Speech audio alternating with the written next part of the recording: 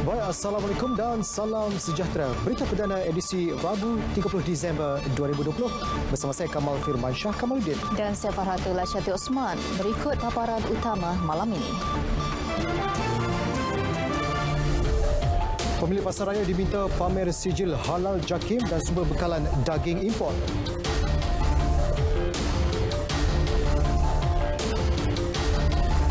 Pelantikan Datuk Azhar dan Datuk Sri Azalina sebagai Speaker dan Timbalan Speaker Dewan Rakyat sah.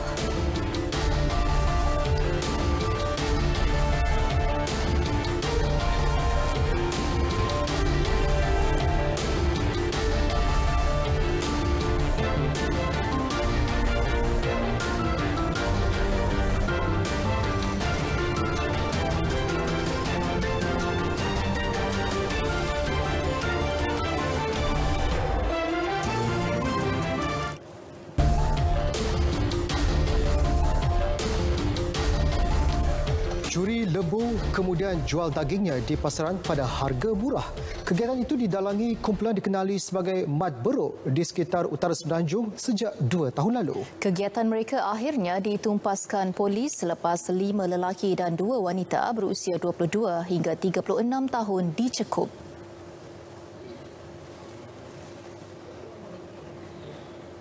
Antara barang yang dirampas peralatan mencuri lembu termasuk cecair ubat pelalin. Kepada binatang tersebut. Okey? Okey? Senjata ni, untuk makluman you, senjata ni yang digunakan ni, senjata ni bertujuan untuk menakutkan kalau ada penternak yang datang semasa mereka melaksanakan kegiatan untuk curi lembu ni. Senjata sebagai senjata mereka lah. Mereka gunakan untuk menakutkan lah. Kesemua suspek ditahan di Kulim Kedah dan Tasik Gelogor Pulau Pinang 3 hari lalu. Dengan penahanan itu, polis menyelesaikan puluhan kes curi lembu. Sementara itu, di Johor, sebuah syarikat pembekal daging dan 2 pengarah syarikat itu yang dihadapkan ke Mahkamah Session Johor Bahru mengaku tidak bersalah atas pertuduhan menggunakan logo halal tanpa diperakui pihak berkuasa. Raihanah Cold Storage Sdn Bhd yang diwakili Rahman Sheikh Abdullah dan Raihanah Kasim membuat pengakuan itu selepas pertuduhan dibacakan di hadapan Hakim Muhammad Halda Abdul Aziz. Mengikut pertuduhan pertama, syarikat Raihanah Cold Storage yang diwakili pasangan suami isteri itu didakwa memperakui bahawa perkhidmatan berhubung dengan syarikat tersebut adalah halal dengan menggunakan logo halal tanpa diperakui halal oleh pihak berkuasa berwibawa pada sebuah lori jenama Isuzu. Mengikut pertuduhan kedua, Rahman dan Raihanah dituduh secara bersama selaku pemilik syarikat Raihanah Enterprise melakukan kesalahan sama pada sebuah lori jenama Mitsubishi. Mereka didakwa melakukan kesalahan itu kira-kira 1.5 hari di premis perniagaan Raihanah Cold Storage Sdn Bhd, Taman Perniagaan Setia Johor Bahru 1 Disember lalu. Kedua-dua tertuduh dibenar diikat jamin masing-masing RM40,000 dengan seorang penjamin. Sebutan semula kes 19 Januari ini. Jika sebelum ini mencukupi logo halal tertera pada bungkusan daging import, namun kini semua pemilik pasaraya yang menjual produk itu perlu mempamerkan sijil halal daripada syarikat pembekal utama yang disahkan. Timbalan Menteri Perdagangan Dalam Negeri dan Hal Ehwal Pengguna, Datuk Rosal Wahid memberi amaran tindakan tegas akan diambil terhadap mereka yang ingkar. Jadi walaupun di packaging daging tersebut dah ada tanda halal, tapi untuk nak meyakinkan lagi pengguna supaya diwawarkan ataupun dipamerkan, kalau boleh dibesarkan, sama ada di signboard ke di mana supaya dapat mudah dilihat oleh pelanggan.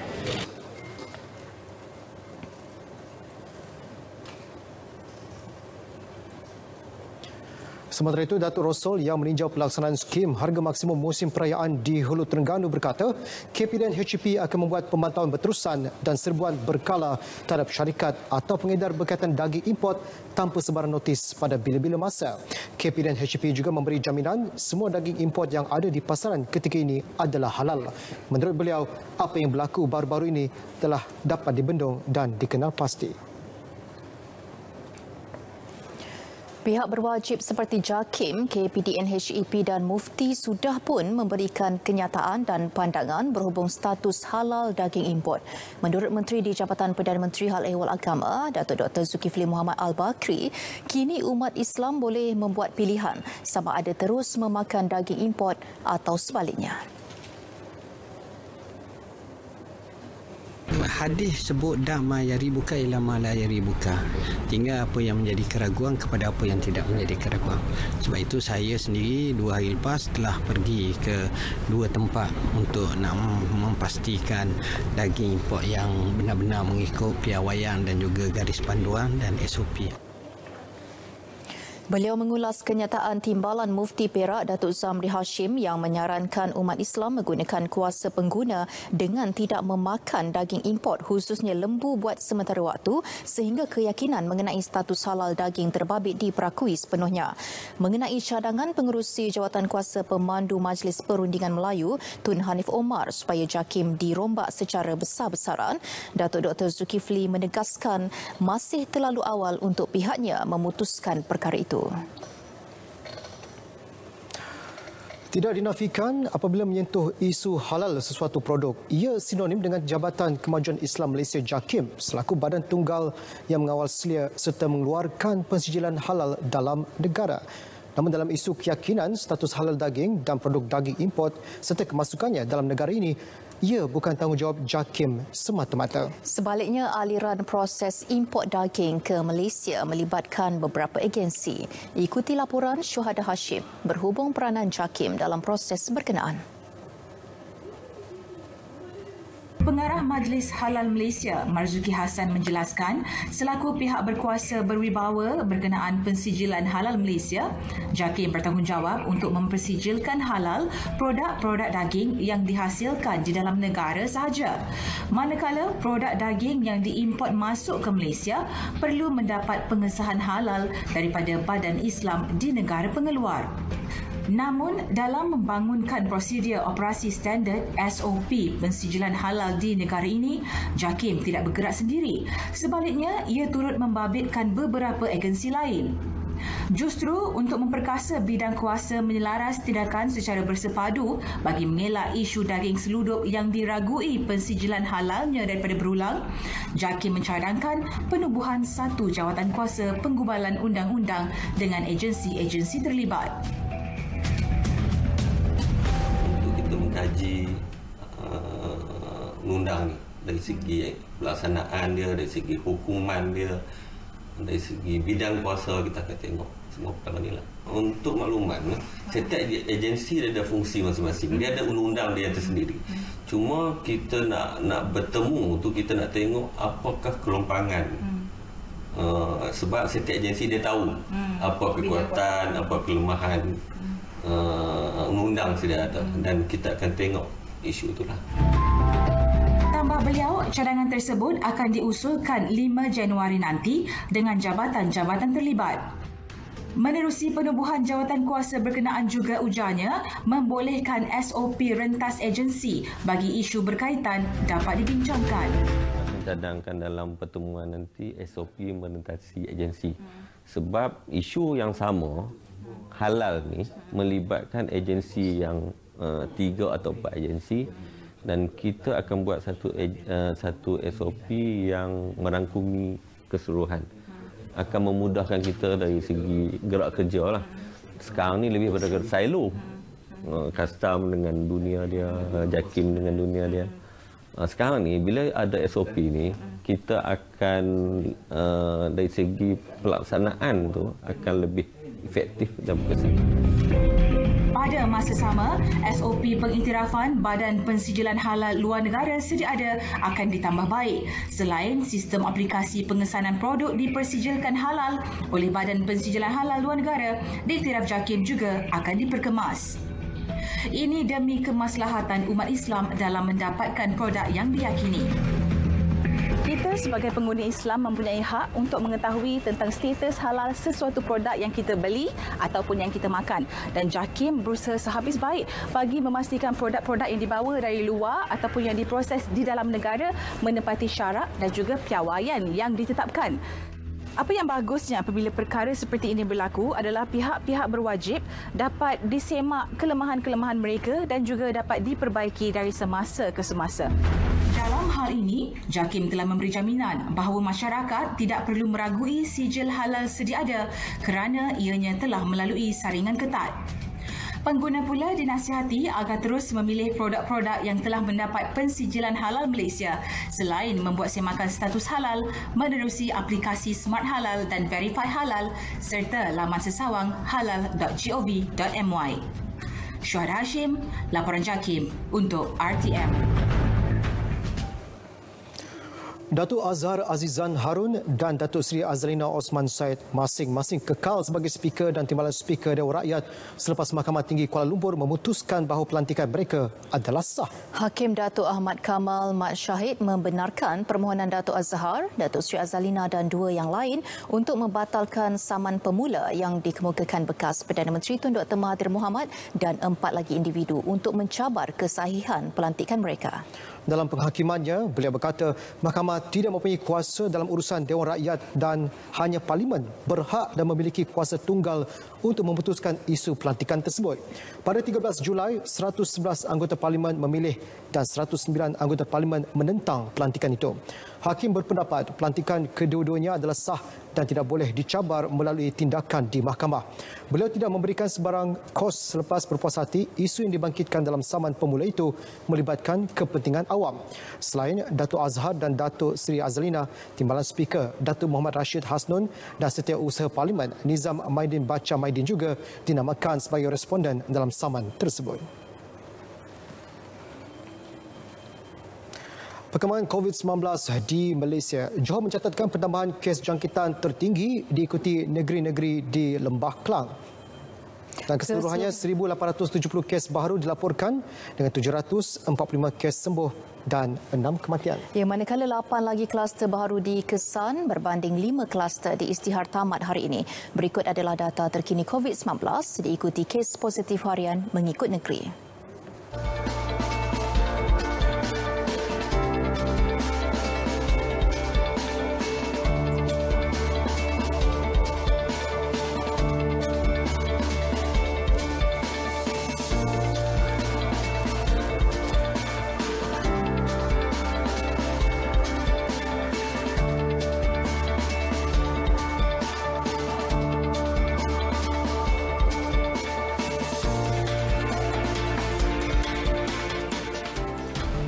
Zoo Melaka merekodkan pertambahan mendadak jumlah pengunjung sejak pembukaan Taman Tema Dinosaur Encounter sehingga tular cerita pengunjungnya gagal mematuhi SOP. Menjawab dakwanan itu, Exko Pelancongan, Warisan dan Kebudayaan Datuk Muhammad Jalani Khamis menjelaskan pihak pengurusan Zoo Melaka sentiasa menekankan pematuhan SOP bagi mengelak penularan COVID-19. Menurut beliau, selain memastikan hanya pengunjung memakai pelitup separuh muka dibenarkan masuk, jarak fizikal antara mereka juga sentiasa dipantau. Ketegasan itu menyebabkan ada pengunjung merungut kerana mendakwa SOP amat ketat hingga menyukarkan pergerakan mereka dari satu tempat kurungan haiwan ke kurungan lain. Ya, di mana kita harus memulihkan ekonomi dalam waktu COVID ini dengan ada sedikit kelonggaran PKPB. Jangan pula ada media sosial yang menularkan. Lihat aja tadi bila sampai kapasiti saja di amphitheater ni. Bila sampai kapasiti 230, iaitu 1/3 daripada kapasiti asal. Dan lihat dah ada 2 orang pegawai zoo yang jaga dan tidak membenarkan lagi mereka masuk. Siapa yang tak pakai mask tak boleh masuk. Siapa yang suhu melebihi apa namanya disyaratkan atau dikhawatiri demam tidak dibenarkan masuk. Zoo Melaka merekodkan lebih 12,000 pengunjung pada hari Jumaat, Sabtu dan Ahad. Selain pemakaian pelitup separuh muka dan penjarakan fizikal, kerja-kerja sanitasi juga dilakukan secara berkala. Seorang pesakit lelaki ditemukan meninggal dunia dipercayai terjatuh dari tingkat 5 Blok A Hospital Tuanku Fauziah Kangar tengah malam tadi. Masa yang berusia 69 tahun telah mendaftar masuk ke wad pada 28 Disember lalu. Ketua Polis Daerah Kangar, Superintendent Wari Q berkata, sebelum kejadian, mangsa meminta kebenaran pulang kerana tidak mahu tinggal di ward. Buat masa ini, kes diklasifikasikan sebagai kematian mengejut. Sementara itu, pengarah Hospital Tuanku Fauziah, Dr. Othman Warijo berkata, pesakit terbabit dimasukkan ke ward melalui jabatan kecemasan selepas mengadu sakit kepala dan muntah. Pemeriksaan mendapati mangsa mengalami pendarahan akut sebelum berpunca tekanan darah tinggi. Sepanjang berada di ward, mangsa ditemani anaknya. 7 remaja berusia 14 hingga 19 tahun didakwa di Mahkamah Session dan Mahkamah Kanak-Kanak Kemaman atas tuduhan merogol seorang murid tahun 6. Mereka didakwa melakukan perbuatan itu di sebuah rumah di Kampung Binjai, Kemaman awal bulan ini. Kesemua tertuduh bagaimanapun mengaku tidak bersalah dan mohon dibicarakan. Mahkamah membenarkan tertuduh diikat jamin antara RM5,000 hingga RM10,000 seorang dengan seorang penjamin. Sebutan semula kes 1 Februari depan. Di Perak, 22 ditahan termasuk 3 perempuan yang terlibat dalam sindikat Macau Scam berjaya ditahan dalam satu serbuan di Ipoh semalam. Mendapat latihan di Kemboja dan aktif di Laos sejak 2018, kesemua suspek berusia antara 20 hingga 46 tahun. Pengarah Jabatan Siasatan Jenayah Komersial JSJK Bukit Aman, Datuk Zainuddin Yaakob berkata, kumpulan sindikat itu dipercayai pulang ke Malaysia pada Mei berikutan pandemik COVID-19.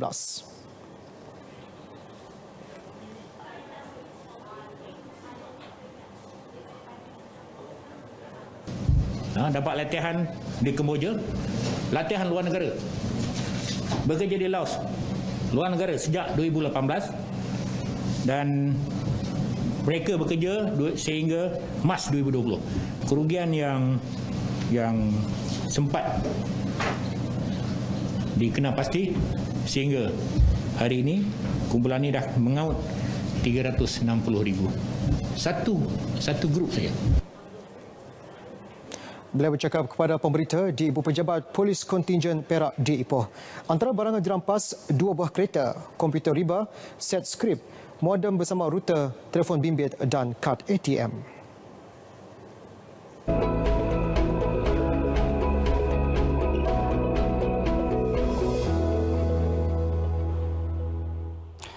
Assalamualaikum dan salam sejahtera. Walau bagaimanapun keadaan cuaca di negeri Sabah sudah pun reda, namun hal yang demikian kita tidak terus alpa kerana keadaan hujan masih lagi boleh berlaku di kawasan sekitar negeri Sabah sekitar pukul 10 malam ini. Oleh hal yang demikian, Met Malaysia masih lagi mengekalkan amaran angin kencang dan juga laut bergelora dan turut juga amaran cuaca waspada masih lagi berkuat kuasa sehingga ke esok hari. Dan keadaan ini dijangka akan lebih meluas sehingga ke negeri pantai timur semenanjung Malaysia. Bermula daerah Marang, Terengganu sehinggalah ke selatan negeri Johor, iaitu berkuat kuasa pada esok hari. Dan keadaan ini juga bakal meluas sehingga ke negeri Kelantan dan juga utara negeri Terengganu, iaitu bermula pada 1 sehingga 2 Januari 2021. Hal yang demikian juga Met Malaysia masih lagi mengekalkan amaran angin kencang dan juga laut bergelora susulan angin timur laut yang agak kencang menyebabkan iaitu masih lagi berbahaya ke atas semua aktiviti perkapalan dan pantai, termasuklah aktiviti-aktiviti di kawasan pelantar minyak. Dan juga keadaan cuaca semasa pula hujan berserta ribut petir di 1-2 tempat masih lagi berterusan berlaku di kawasan sekitar Pulau Pinang, selatan negeri Kedah, Perak, Hulu Selangor dan juga Sabak Bernam, tidak lupa di kawasan sekitar negeri Melaka. Keadaan ini boleh berterusan sehingga ke lewat malam hari ini. Sekian dahulu laporan cuaca buat malam ini. Dapatkan informasi cuaca di laman sesawang dan juga media sosial kami. Saya Abdul Aizat. Assalamualaikum.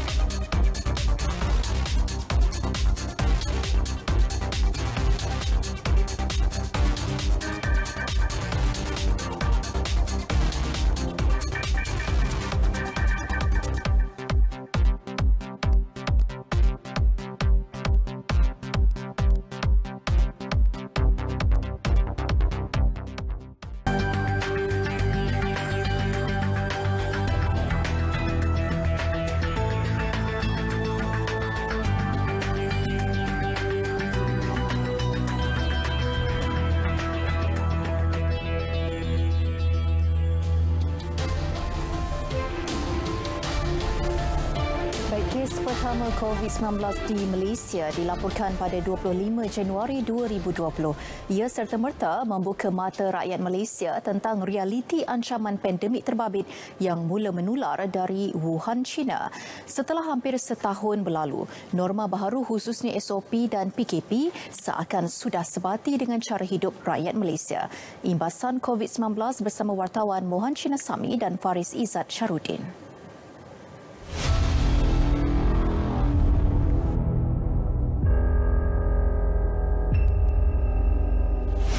Kementerian Kesihatan mengesahkan 3 kes novel coronavirus berlaku di negara ini melibatkan warga China. The main reason for this declaration is not because of what is happening in China, but because of what is happening in other countries. Pesakit merupakan seorang lelaki warga negara Malaysia. Berumur 41 tahun dari Selangor. We have therefore made the assessment that COVID-19 can be characterized as a pandemic. Situasi semasa wabak ini memerlukan tindakan drastik diambil bagi memulihkan keadaan secepat mungkin.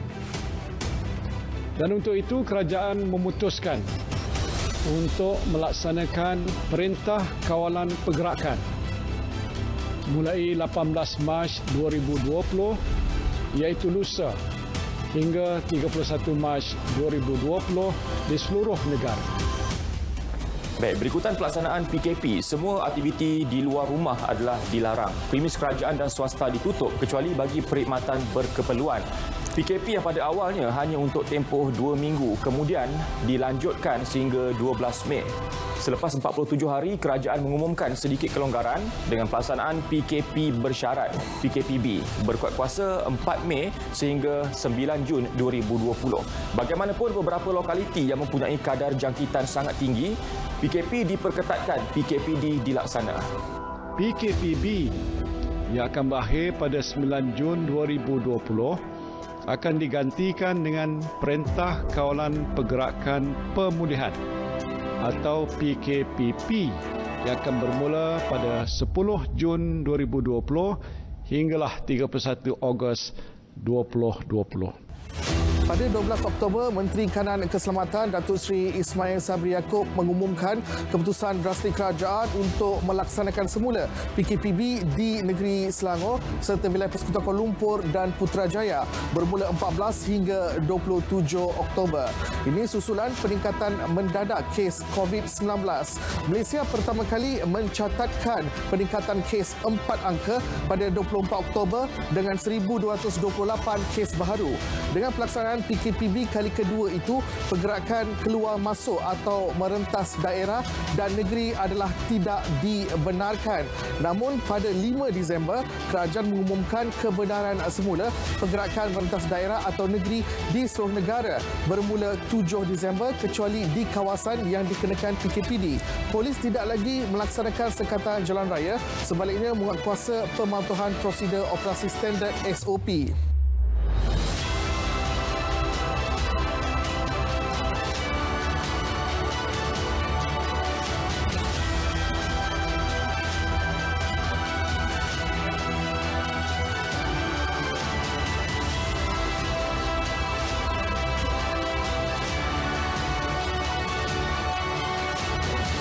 Terbaru, PKP bersyarat dilanjutkan di Selangor, Kuala Lumpur dan Sabah sehingga 14 Januari 2021. Jumlah kes kumulatif COVID-19 kekal tinggi di ketiga-tiga negeri berkenaan selain kewujudan kluster baru. Setakat ini, Malaysia sudah pun memeterai perjanjian pembelian bersama 3 pembangun vaksin COVID-19 iaitu Fasiliti COVAX, syarikat Pfizer BioNTech dan AstraZeneca. Dengan perjanjian itu, negara mempunyai jaminan bekalan vaksin buat 40% populasi penduduk. Ya, kerajaan juga bakal memuktamadkan perjanjian dengan Sinovac, CanSino dan Gamaleya bagi mendapatkan tambahan vaksin agar bekalannya meningkat untuk hampir 83% rakyat Malaysia. Faris Izzat Syarudin, Mohan Chinasami, Berita RTM.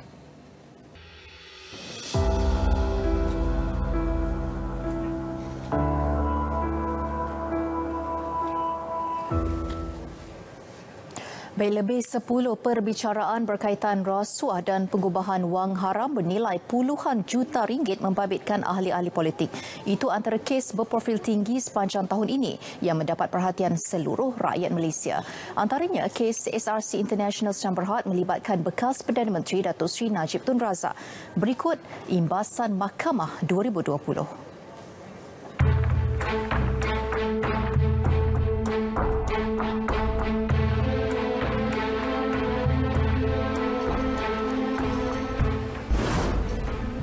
Pada 28 Julai lalu, Mahkamah Tinggi Kuala Lumpur memutuskan Datuk Seri Najib bersalah terhadap kesemua 7 pertuduhan. Ia membabitkan pecah amanah, pengubahan wang haram dan penyalahgunaan kuasa membabitkan dana 42 juta ringgit milik SRC International.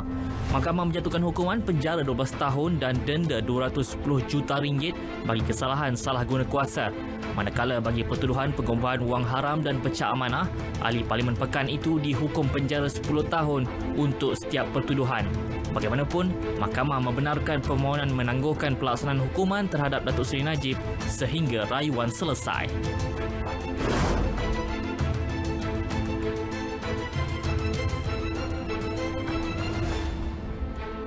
Perbicaraan kes rasuah membabitkan bekas Menteri Wilayah Persekutuan Datuk Seri Tengku Adnan Tengku Mansor.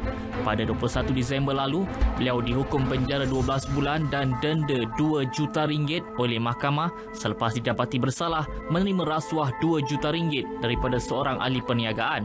Perbicaraan kes ahli Parlimen Putrajaya itu bermula pada 2 Julai 2019 dengan pihak pendakwaan memanggil 23 saksi untuk memberi keterangan.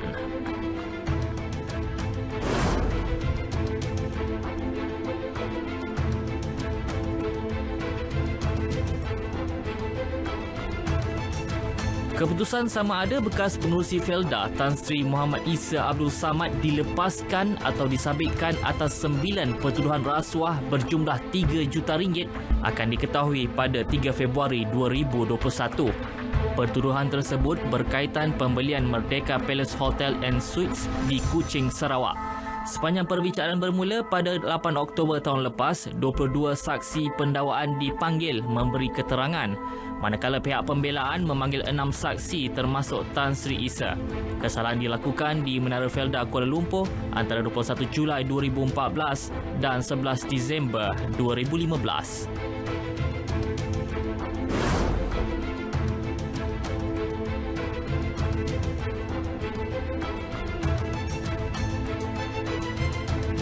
Satu lagi kes berprofil tinggi yang turut selesai dibicarakan pada 17 Ogos lalu adalah kes kebakaran Pusat Tahfiz Darul Quran Ittifaqiyah yang mengorbankan 23 individu. Mahkamah Tinggi Kuala Lumpur menjatuhkan hukuman penjara selama diperkenankan Yang di-Pertuan Agong kepada seorang remaja lelaki selepas didapati bersalah membunuh kesemua mangsa dalam kebakaran tersebut. Hakim Datuk Azman Abdullah menjatuhkan hukuman itu setelah mendapati pihak pembelaan gagal menimbulkan keraguan munasabah atas semua pertuduhan. Seramai 71 saksi pendakwaan memberi keterangan sepanjang perbicaraan yang bermula pada 30 Mei 2018.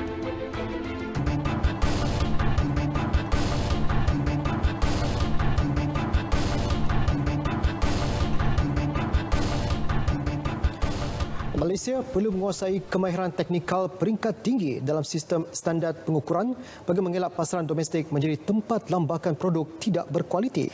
Dalam hal ini, Institut Meteorologi Kebangsaan Malaysia NMIM mempunyai peranan penting dalam memastikan infrastruktur pengukuran negara mematuhi dan bersesuaian dengan unit pengukuran antarabangsa. Menurut Timbalan Pengarah Kumpulan Mekanikal NMIM, Suliana Ghazali, aktiviti pengukuran yang betul amat penting kerana ketepatan bacaan yang diberikan alat pengukuran akan menentukan keputusan yang bakal diambil. Tanpa pengukuran, kita tidak dapat menjalani kehidupan seharian secara normal, baik dalam sektor perdagangan, kesihatan, keselamatan dan alam sekitar. Ini adalah kerana aktiviti pengukuran adalah asas bagi perdagangan yang adil dan tepat, mengoptimumkan pengeluaran, memupuk keyakinan pengguna terhadap sebuah produk atau perkhidmatan dan juga menyokong pembangunan teknologi dan inovasi baru.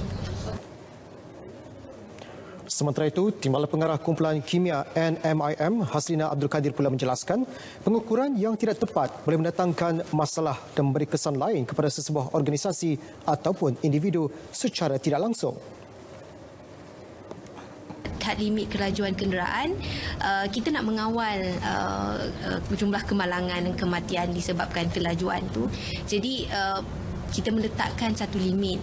Jadi kalau pengukuran tidak dibuat dengan betul, berkemungkinan kita menyaman orang yang tidak bersalah.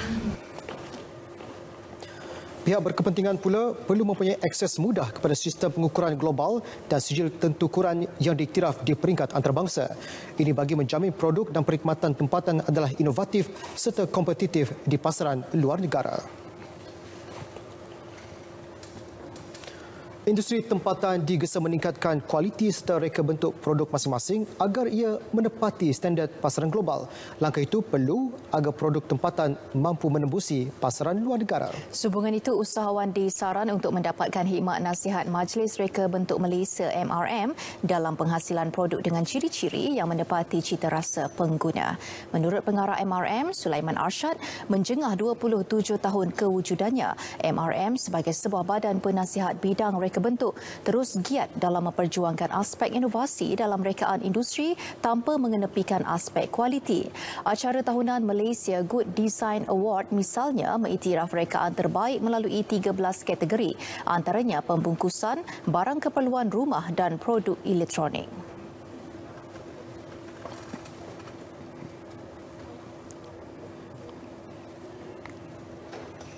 Anugerah ni boleh dijadikan sebagai elemen promosi untuk membezakan reka bentuk yang dihasilkan dengan reka bentuk yang tanpa anugerah yang diiktiraf.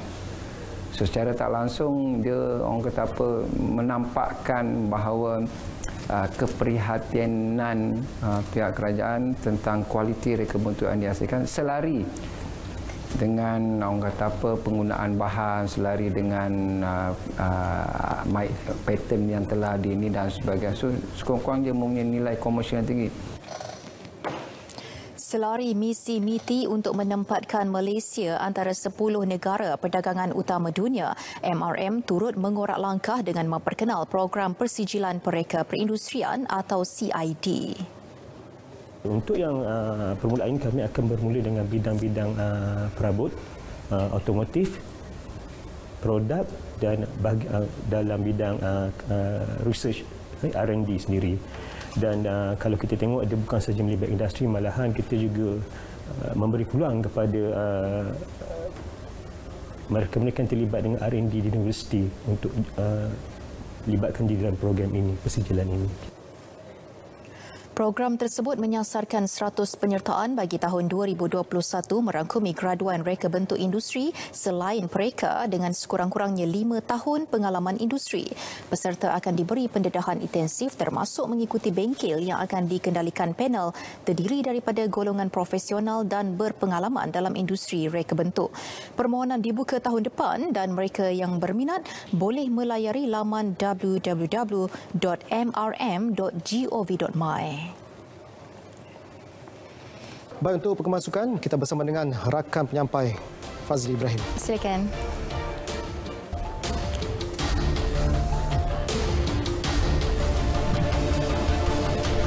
Petronas Yamaha SRT berdebar menanti kehadiran Rossi.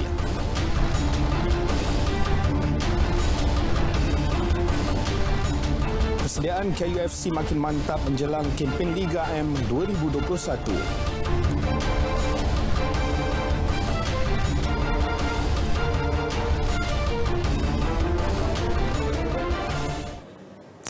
Selamat malam diucapkan kepada anda. Kita mulakan dengan perkembangan sukan permotoran. Kehadiran legenda MotoGP Valentino Rossi bakal membawa aura luar biasa dalam kem Petronas Yamaha SRT musim depan. Itu pandangan prinsipal pasukan berkenaan, Datuk Razlan Razali. Menurut Razlan, kehadiran juara dunia 7 kali dalam kelas Premier itu sedikit sebanyak dapat membantu rakan sepasukannya Franco Morbidelli dalam misi memburu gelaran juara dunia musim 2021. Frankie Morbidelli yang dia anak murid dia, yang dia kenal dengan begitu lama dan atmosphere dalam kita punya pit nanti akan lagi mesra, less tension, dan satu atmosphere yang baik untuk dua-dua rider. To have Valentino in our team is such a honor, and for the Malaysian fans, I think it will be fantastic. Musim ini Petronas Yamaha SRT melakar sejarah tersendiri apabila meraih 6 kemenangan manakala pelumbanya Morbidelli pula menduduki tangga kedua dalam carta kejuaraan dunia. Perkembangan bola sepak tempatan. Persiapan Kelantan United FC KUFC menghadapi Liga Malaysia 2021 makin hebat. Terbaru, kelab berkenaan menandatangani pemain tengah dari Jepun yang juga pemenang Piala Asia 2004 Masashi Motoyama. Selain pernah beraksi bersama skuad kebangsaan Jepun, Motoyama 41 tahun juga adalah bekas pemain pasukan Kashima Antlers yang telah memenangi 8 kali Liga Utama Jepun J-League. Presiden KUFC Datuk Encik Abdullah Mat Nawi berkata, pemain dari negara matahari terbit itu dibawa masuk bagi membentuk pasukan yang mantap musim depan dengan misi layak ke Liga Super 2022.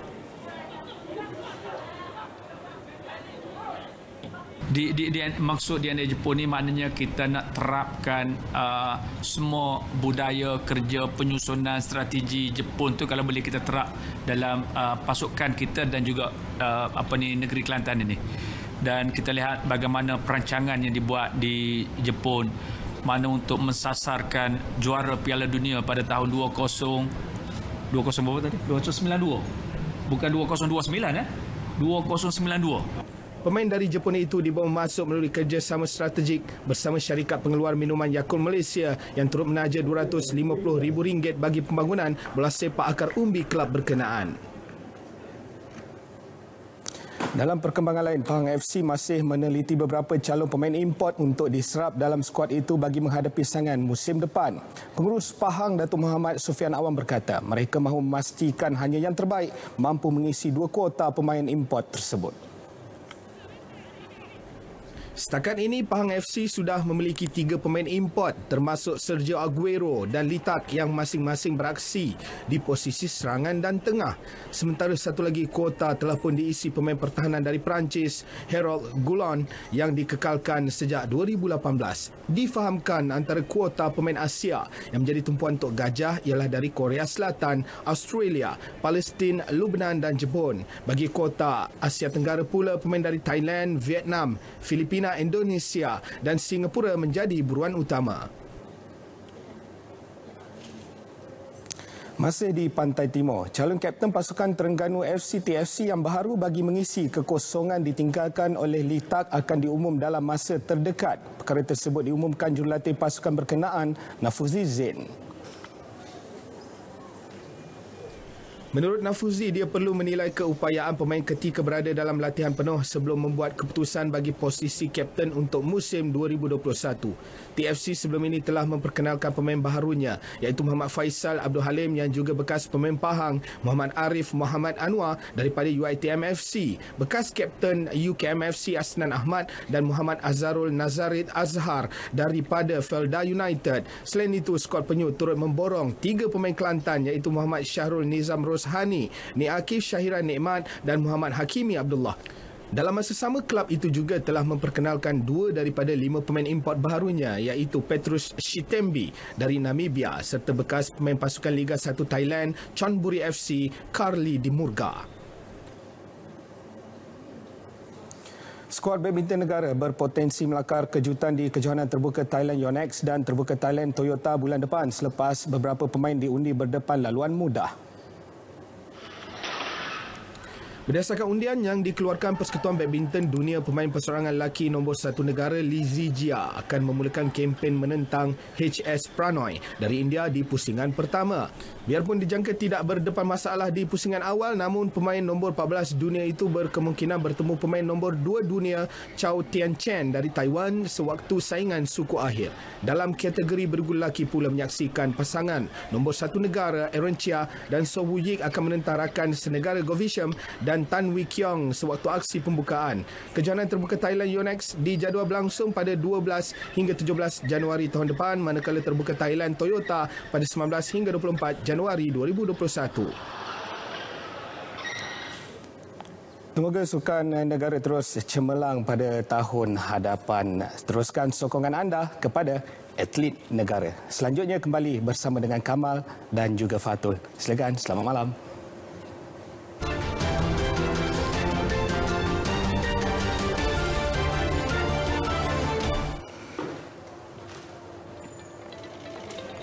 Meskipun berusia hampir 1 abad, Joseph Paterno berjaya mencapai impiannya ketika muda untuk melanjutkan pengajian di universiti dan mendapatkan ijazah.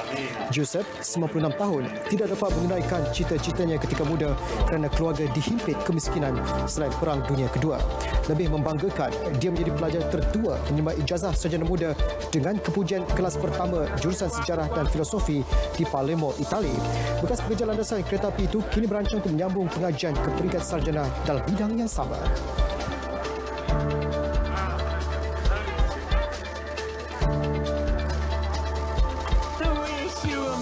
Sambutan sempena Hari Natal bertukar tragedi apabila rambut seorang wanita, Sofia Ellar, 29 tahun, terbakar ketika menyanyi bersama teman lelakinya. Dia mendongakkan kepala tanpa sedar rambut terkena api lilin yang berada di belakangnya. Sofia meneruskan nyanyian sebelum menjerit panik. Selepas menyedari kejadian itu, Sofia tidak mengalami sebarang kecederaan.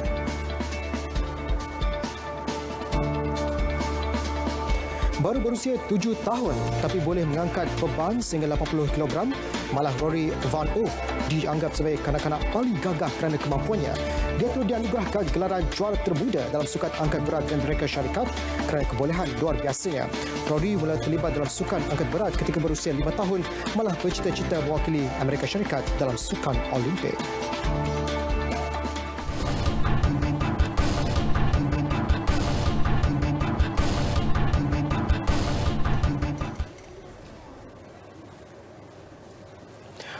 Menyanyi sudah, berlakon pun sudah. Kini vokalis kumpulan Wings, Dato' Awi, buat julung kalinya menerbitkan filem di bawah produksi beliau, Rumah Produksi Merah.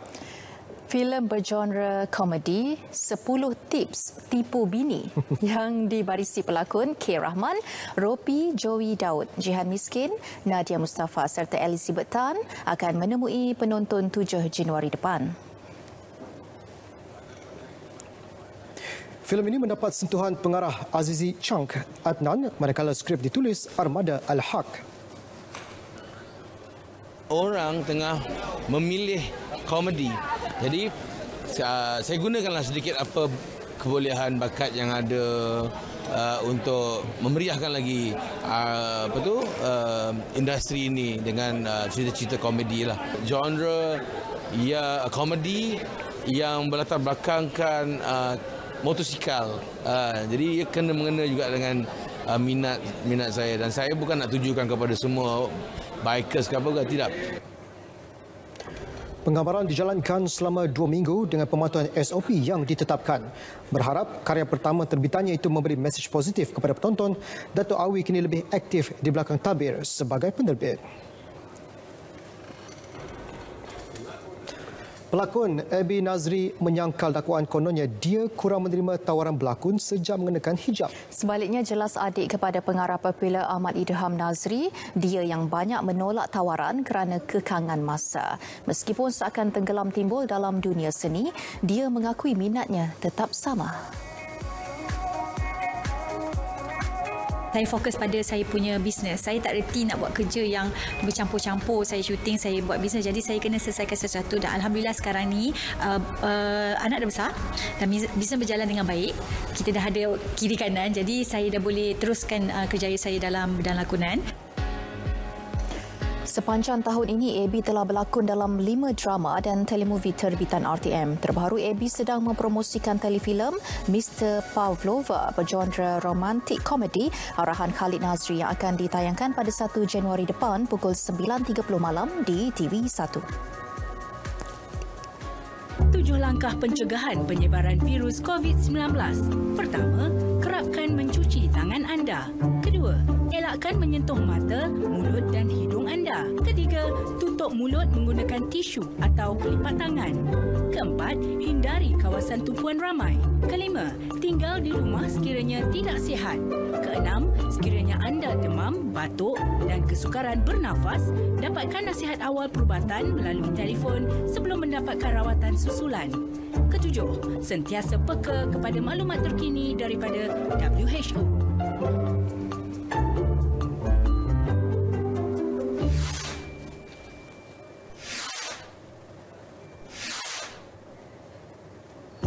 Langkah pencegahan penyebaran virus COVID-19. Pertama, kerapkan mencuci tangan anda. Kedua, elakkan menyentuh mata, mulut dan hidung anda. Ketiga, tutup mulut menggunakan tisu atau pelipat tangan. Keempat, hindari kawasan tumpuan ramai. Kelima, tinggal di rumah sekiranya tidak sihat. Keenam, sekiranya anda demam, batuk dan kesukaran bernafas, dapatkan nasihat awal perubatan melalui telefon sebelum mendapatkan rawatan susulan. Ketujuh, sentiasa peka kepada maklumat terkini daripada WHO.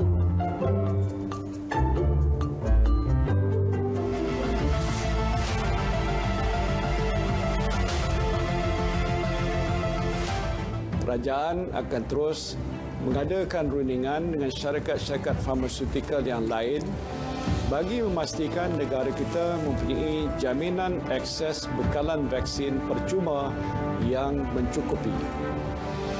Vaksin yang akan diperolehi juga akan dipastikan selamat dan berkesan untuk meyakinkan rakyat bahawa vaksin yang diperolehi adalah selamat dan berkesan. Saya akan menjadi antara individu pertama untuk menerima suntikan vaksin COVID-19.